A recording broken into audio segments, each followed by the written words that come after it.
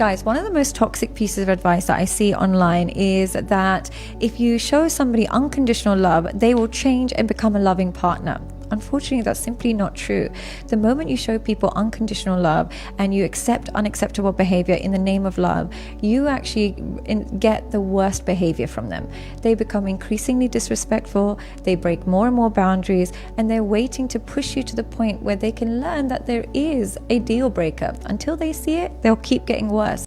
Let's go ahead and talk about this and break it down really quick, because I think she gets some things right. There's some nuance and clarifications that are lacking in this particular video that I think are necessary. So what she gets right: when you do not set strong boundaries and you do not show respect for yourself, you can expect a degradation of respect within the relationship.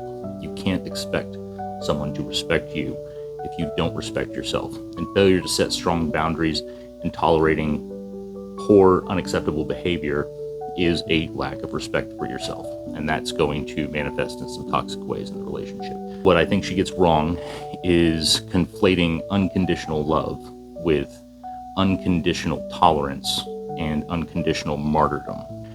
Those two things are not the same. Unconditional love does not mean that you unconditionally tolerate bad behavior. You can unconditionally love somebody and still set firm boundaries. So I think her calling out unconditional love as being the problem in a relationship isn't necessarily correct. It's the unconditional tolerance and unconditional martyrdom in the name of love that tends to create this particular dynamic. But setting firm boundaries is not an absence of love. In fact, setting firm boundaries is the presence of it. I love my son unconditionally.